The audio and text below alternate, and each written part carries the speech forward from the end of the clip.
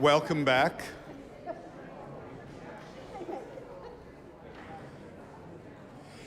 You've already heard a little bit from Barbara Hannigan about our wonderful resident ensemble, LUDWIG, here from Amsterdam, but we thought we would have the pleasure of talking about the life of LUDWIG with two of its founders, Peppy Wiersma, the artistic director and the percussionist, and Wilmar de Visser, double bassist of LUDWIG. So please join me in welcoming them.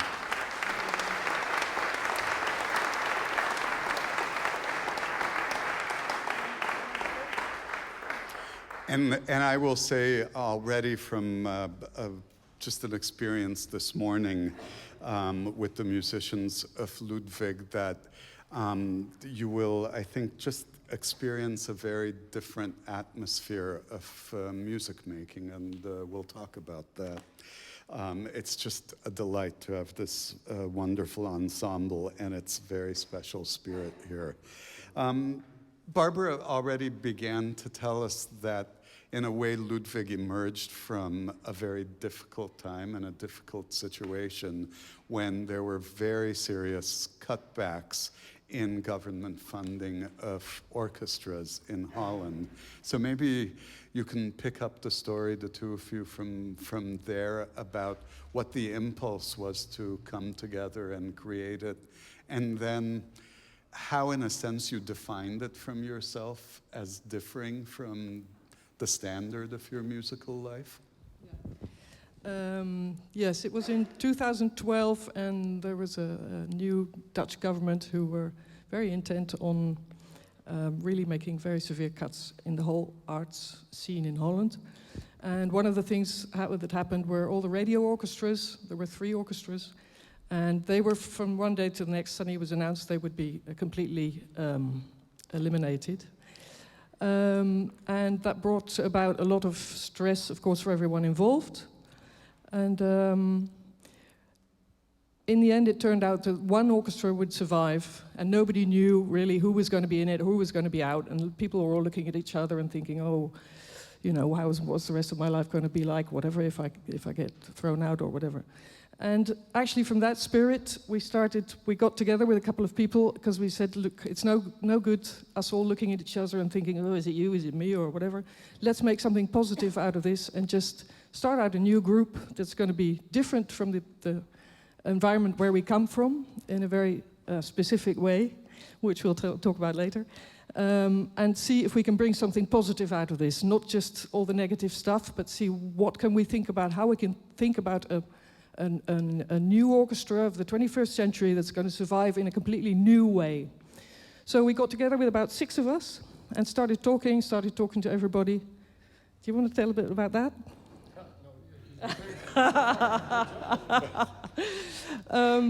It was great because it really makes you think, you know, what is the position of a musician in a country like the Netherlands, but everywhere in the world. We, of course, were used to playing in orchestras, in concert halls, and doing series with conductors, soloists, whatever. But in fact, there are so many more things that connect music to life, to society. There are so many people that you don't get to play for, and that was one of the things that really made us think, you know, how can we reach people that don't come to the concert halls? And from that starting point, it was really nice and fun to start thinking, okay, who actually doesn't come to the concert hall, and how can we get hold of them?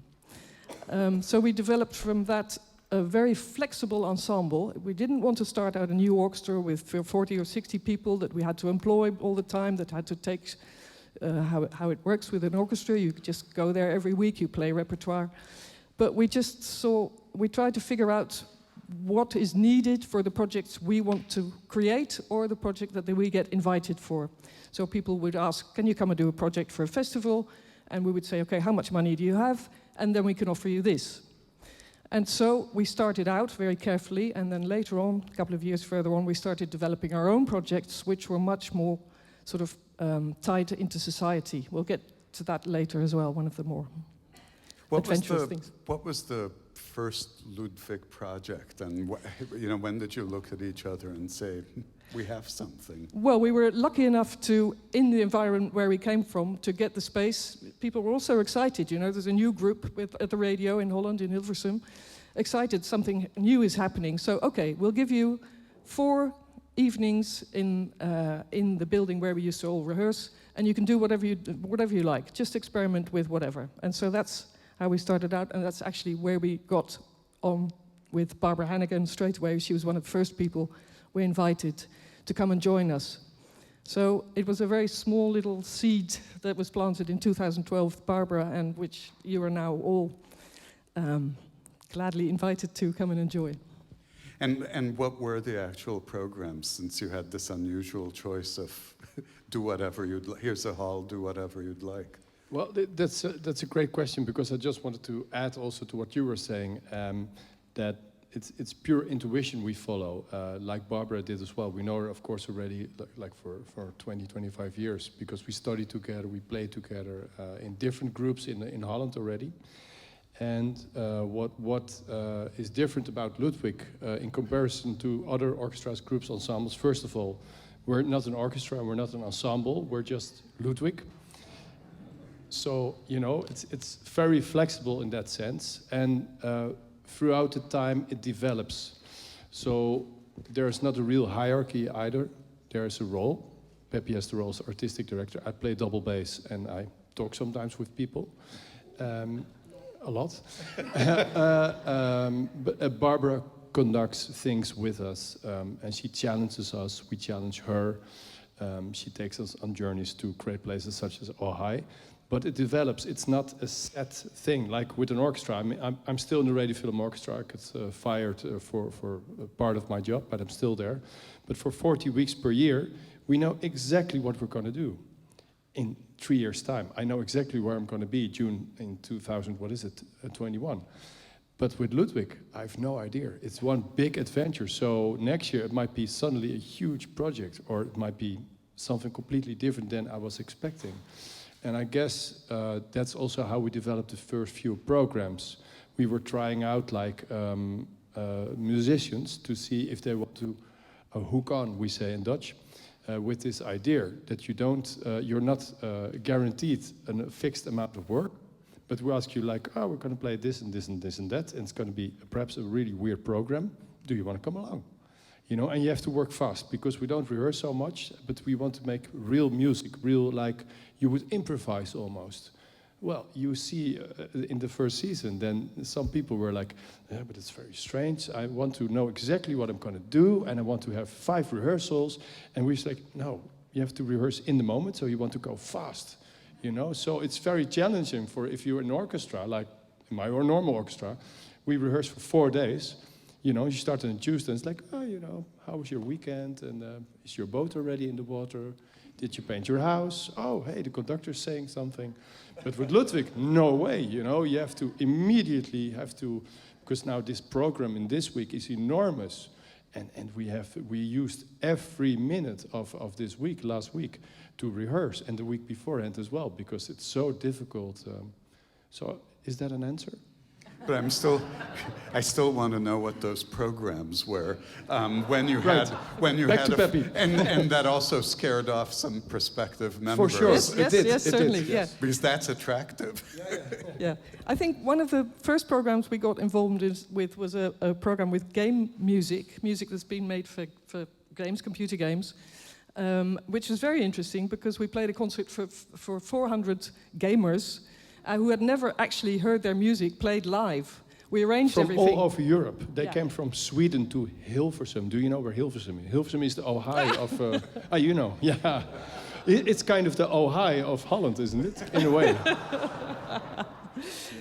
That was one of the things which was sort of quite experimental, but we also did, for instance, a program that you'll be hearing here with Barbara. Facade by William Walton was one of the first things we did, because it's just great to do that with Barbara. And we made a whole program around it. It was called A Truly British Afternoon. So we played all sorts of English stuff, and we had tea and cakes and all sorts of stuff. And it was really, really great fun, and Barbara was amazing, of course, being all dressed up and all in the right thing. So those were two of the things we did the first year. Well, and what that's, if you think about just even what's coming this weekend, Facade involves 5 members of Yep. Ludwig. Breaks Progress, probably something in 38. the 40s or Yep. 30.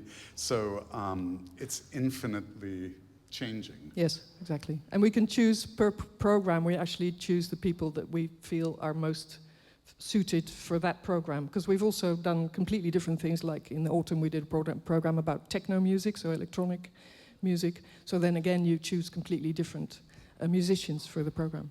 And for an ensemble called Ludwig, you did not begin by doing a Beethoven cycle. No, we are still thinking about that. It's not such bad music, you know. But also, I know from the work you've done, it's not deliberately sort of a rejection of the repertoire you've lived in. How would you describe it? An expansion of the repertoire?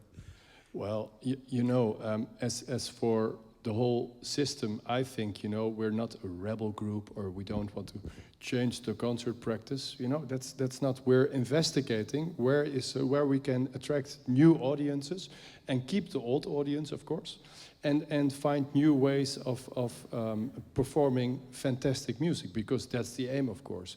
And it doesn't matter if it's Mozart or Stravinsky or Vivier, or, you know, we want to play the best music for lots of people who want to hear us.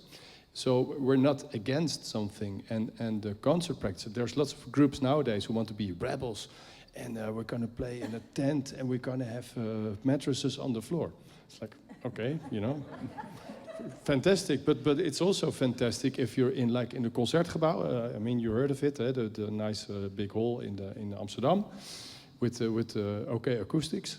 You know, there's 2,000 seats in the house, and you play a concert there, and people come in, they dress up, and they sit down and they listen to fantastic music. Fantastic, you know. Yeah. Great idea. How is the decision-making structure? Does it function as a collective? What's the process of choosing programs, projects? Yeah, that goes also in many different ways. Some things we come up with together.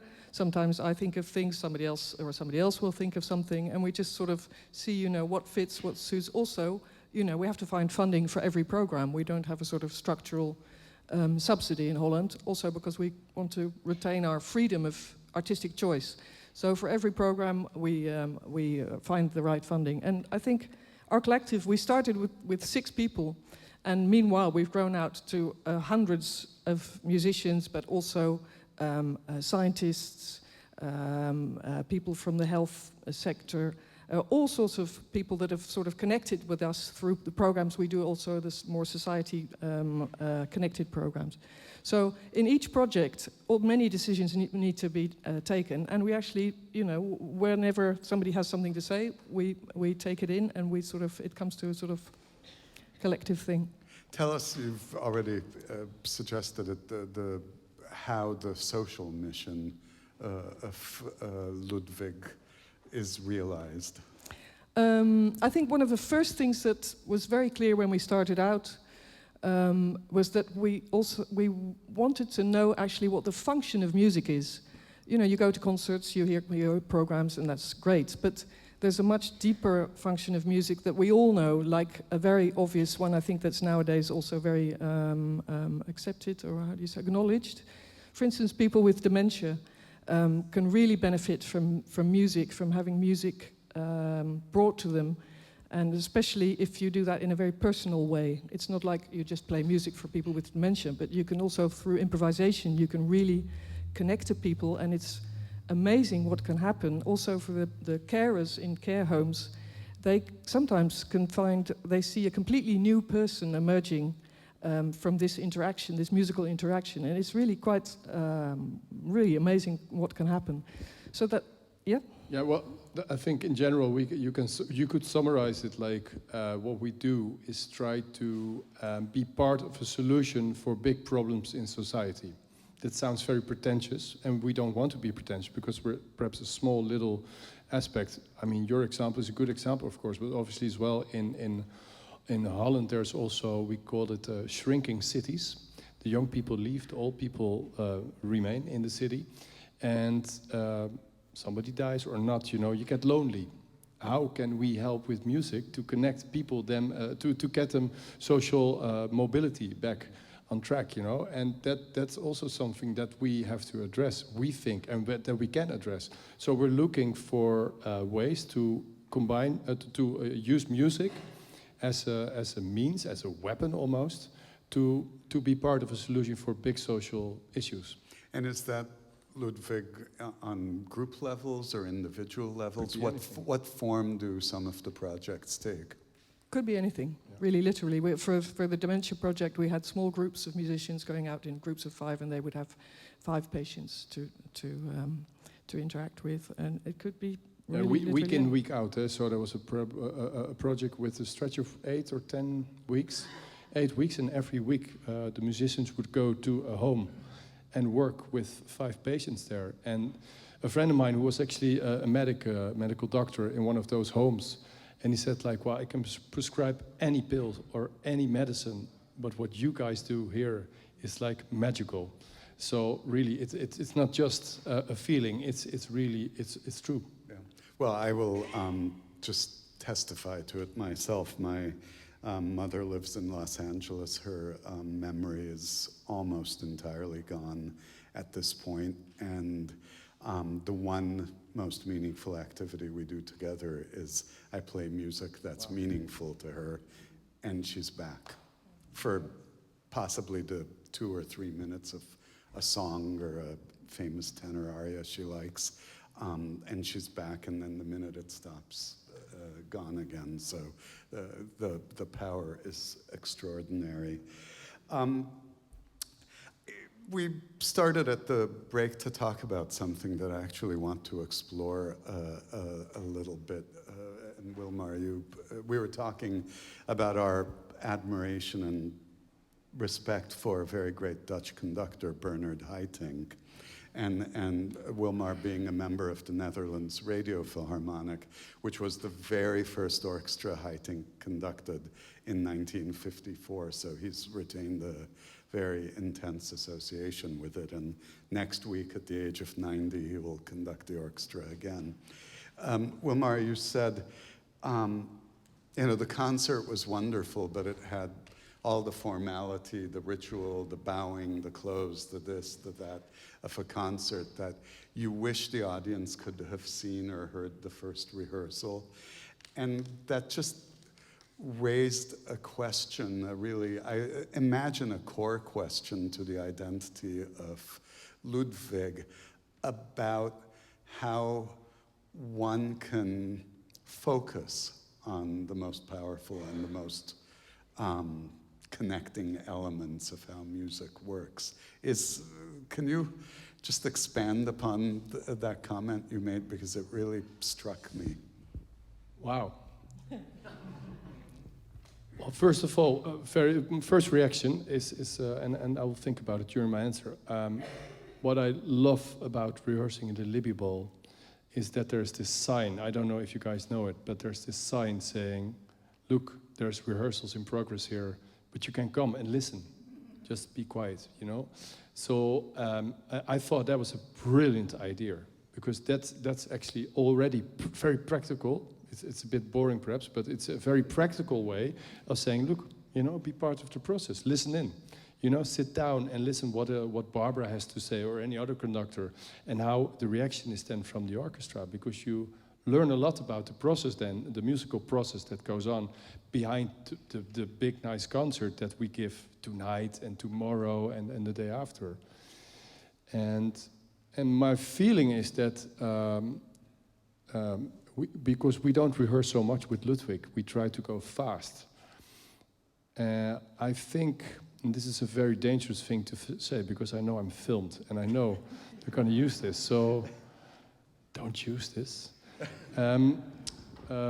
We talked about yesterday with Barbara about Transfigured Night, and we were talking amongst the orchestral members as well, Ludwig members, and sometimes I have to confess already yesterday at the rehearsal, we were not so together sometimes.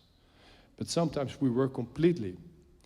And I was just like, well, I don't mind so much, you know, that it's sometimes not together, but you have to find each other at the big, you know the piece, I guess? You have to find each other at the big, magical, emotional moments. And what happens in between is very important, but still you have to make a big, huge, big line. You have to improvise and you have to search for each other. You have to use ultra hearing. And anyway, we were talking about all this. I think when you go to concerts of Ludwig, that's what you'll find. I mean, for instance, we won a Grammy. But actually, Barbara won the Grammy and we played on the CD, to be fair. Although it was for singing, I saw somewhere, so we sang as well. The thing is, it was as free as the Schoenberg was. It was the same process. And when we hear it back, we read all the reviews, and you know, it's this and that, and all those reporters always write really clever things about what we did, and we were only playing. Nothing else, you know. And Barbara said, well, because what Barbara does really well is she's really busy with what the composer is interested in, why he writes the music, you know, why he puts piano there, you know, piano means soft, and forte there, and you know, it's a line. And she wants to go there, she wants to go on the journey, and I suppose when you play with a normal orchestra, this is how we play, you know. And, you know, I've got piano on my part, when you play first oboe, but hey, it's a soloistic oboe, and I played this already for 20 years like this. And we try to explore the score together with Barbara, especially, I mean, really, it's her thing. We explore the score the way the composer would have wanted it, I suppose. Now, having said that, I have nothing against orchestras and nothing against how they work. Really, really, really. It's a different approach and it works as well. It can be very special as well. Sorry. So you've raised the question of the conductor in an ensemble that works in this much more collaborative and collective fashion. And you know, if you heard the conversation with Barbara, she actually very beautifully talked about, she sees it as a circle of everybody on the stage. It's not one direction or the other. So it's understood how that's a natural match for how Ludwig works. And we'll talk about the collaboration with Barbara in a minute. But with that in mind, how do you come to decisions about what conductors you work with beyond Barbara? That's a difficult question because Barbara, the relationship between Barbara and us is very special, and we find exactly, in her we find exactly the spirit that makes us play music, you know, that's what for us it's about. And so I suppose it's a challenge also to find people who are so also willing to go into the experiment. Of course, there's a whole circuit of the orchestras and the people going around and all over the world. And who are the people who are really going to try out the boundaries, test the boundaries and go further than that, and that we can connect with. So this is a process that we really talk about a lot, and also are very careful in deciding who are the people we would love to connect with. One of the things I have to say is also wonderful about this project, the Rake's Progress that we're going to do tonight and this whole week, Barbara's Equilibrium project, where she's selected new, young, fantastic singers. It's her project of bringing up a new generation of singers in a completely different way. And I find it personally extremely inspiring because you can see the way she also really, how do you say that? It not invites, it's stronger than that. She really challenges people to go through their boundaries. And I really hope that in the future we'll be able to work more with the Equilibrium singers, for instance, because they also have that same sort of sense of experiment and excitement that Barbara has. So, and I've to say, I didn't hear the Rake rehearsal, but this morning was a rehearsal for Facade, and I think all of the Equilibrium singers, or most of them, are narrating in the Walton Facade. And you do get the sense of a collective in Equilibrium as well. There isn't, you know, any sort of diva or devo trappings in the relationship of the singers among themselves. And also what was very sweet to see, some of them who are singing in the rake tonight were asked to come later in the rehearsal just to, save energy. And as they arrived, the warmth of the greeting between Ludwig and the equilibrium singers. So there is this lovely collaborative spirit going on. Well, we started to talk about Barbara. Talk a little about, I guess, how it evolved, because she said you've been together since the creation of Ludwig. Yeah. And what have the 7 years of working together brought in terms of risk-taking or understanding?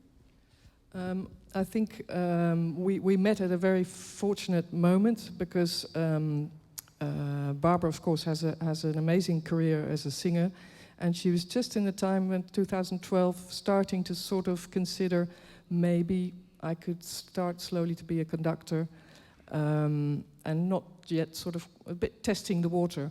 And this was exactly the next step we could take with her. We played the Facade, where she already didn't, she only sang, she didn't conduct. But then there were thoughts about a program the next year, and she said, look, I might be tempted to conduct a whole program. I've been asked to do this Concertgebouw program, and would you be willing to come and join me?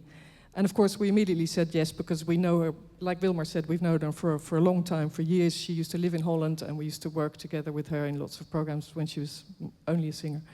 And so for her it was a next step, and for us it was a next step to follow her into that. And that was a great concert, actually. We played also some of the stuff you'll be hearing this week. We also won a prize with that, and then the next step was the CD together, where she was singing and conducting for the first time, and so we had to sing and we had to follow her without her conducting. And now this is a completely new step, where she's actually really directing a whole opera almost. I mean, Linus has done a fantastic staging, but Barbara has complete control over the singers, the orchestra, the soloists, everything. And you can see the way she grows and she expands her talents. And it's really amazing to be part of that process and to be able to support her in that. She doesn't need support, but to be there with her on that travel. It's really, really exciting. I always figured that you should be rewarded for taking the trouble for coming to these talks by some privileged information that the rest of the audience doesn't know. And so you've already heard them mentioned twice now in the Gershwin Girl Crazy, which closes the Sunday concert. Ludwig sings, and I mean Ludwig sings. We're not talking about namby-pamby humming or, one little thing. There's a chorus on stage, and it's the orchestra. And I will now confess to you, and it'll probably get me into trouble because this is being recorded. I saw Barbara rehearsing the Girl Crazy Suite with another orchestra, a very good one, very fine one. And it was like watching chickens in the garden beginning to peck at some unsuspected food when they began to sing. It was so cautious and so, really, do we have to do this? So the spirit of adventure you'll experience with Ludwig, I think, is of a whole different order and just jumping in the pool in the deep end. One of the other fascinating defining projects of Ludwig in its first 7 years, so much work has been accomplished in 7 years, is a multiple phase project called Music and the Brain. And it would be lovely if you could just tell us how that came about and how that's been realized. Yeah. It started out actually as the first step that I've already talked about a bit, the dementia program that we did. But it was also in a much broader sense that we were really curious, what does music actually do in the brain? What is the function of music in the brain? And how can we find out more about that? So we actually developed a whole program of different 6 different trails that we followed. One was music and autism, and the other one was, for instance, music and perception, what actually happens in your brain when you're listening to music. There's not so much known about that. There's some research, some things happen when people have little sort of sensors on their head, and you can now more or less see what happens. But it's all very sort of primitive, and it would be great one day that you can actually see, okay, what happens in your brain, and how would it be if you listen to different kinds of music? Would it be good for your brain? Doctors are very clear about this. Small children, the more exposure they have to any kind of music, the more different kinds of music, the better it is for your brain. So whoever is a complete Bach adept, or maybe a heavy metal adept, are both missing out. You really, any music you listen to in the young stage, but also when you're older, will be good for your brain, because it activates, more than anything else, it activates all the different parts of your brain and makes them communicate together. So that's a fascinating thing, and we started out with that, doing we did sort of symposia where we went through the country with trying out and testing out things with audiences and stuff. It's been a big program. It's actually still going on. One short thing, we're going to play a piece for you, which is also connected to that, because we're working together with scientists a lot, and they say music is good for your brain and moving is good for your brain. And so we thought we'd combine the two and say, okay, then probably the best thing ever for your brain would be to dance. So this is where our program next year will be in the Concertgebouw.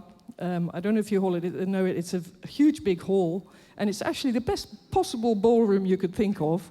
So we're going to take out all the chairs and invite 1,000 people to come and dance with us. We have a lovely ballroom program, and one of these pieces we'll play for you now.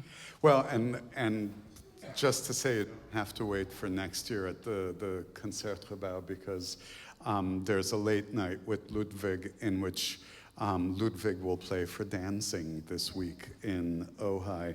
Before we turn to the music, I just wanted to ask you, in the Music and the Brain project,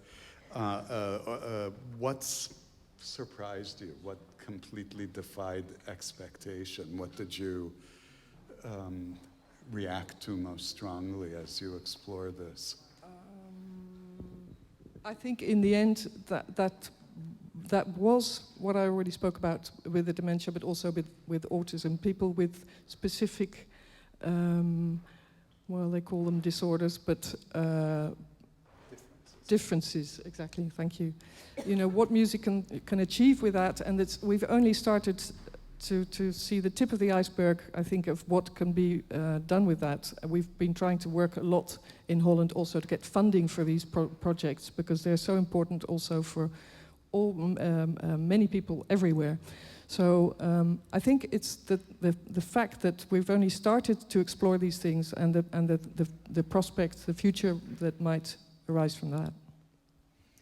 Well, we teased you with the idea of the dance music, and I think we should end the afternoon with in the company of Ludwig and just a delicious treat. So I'd love to thank Wilmar de Visser and Pepi Wiersma, but also all of Ludwig for the spirit they bring to Ojai, which I must say, everything you said about sort of not knowing what's going to come next, and the willingness to embrace that sounded like Ojai and the Ojai Festival to me. So it's a good match. Thank you to both of you, and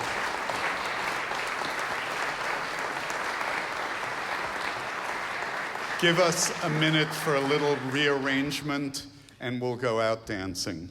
And please, if you can't restrain yourself, do take to the floor and dance.